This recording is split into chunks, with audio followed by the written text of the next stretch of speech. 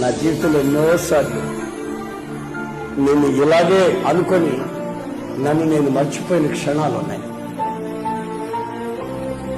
నెల్లూరులో ఎంతమంది లేరండి భక్తులు? మరి రోడ్ల పక్కన పడిందని నన్ను ఎత్తుక్కున్నాడేంటి? ఏముందని నా దగ్గరికి వచ్చాడు ఆయన? రక్తం కక్కుతూ నేను పడి ఉంటే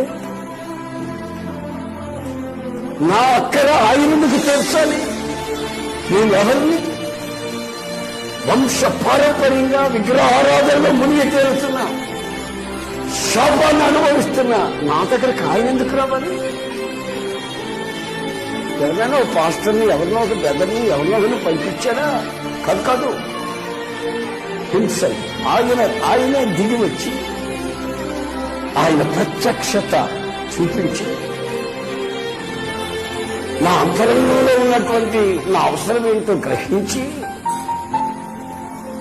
నాకు నలుదిశగా నెమ్మదిని కలుగు చేసి, ఇదిగో నీ విలువైన ఆత్మల ఐశ్వర్యాన్ని ఇదిగో నా చేతికిచ్చాడు.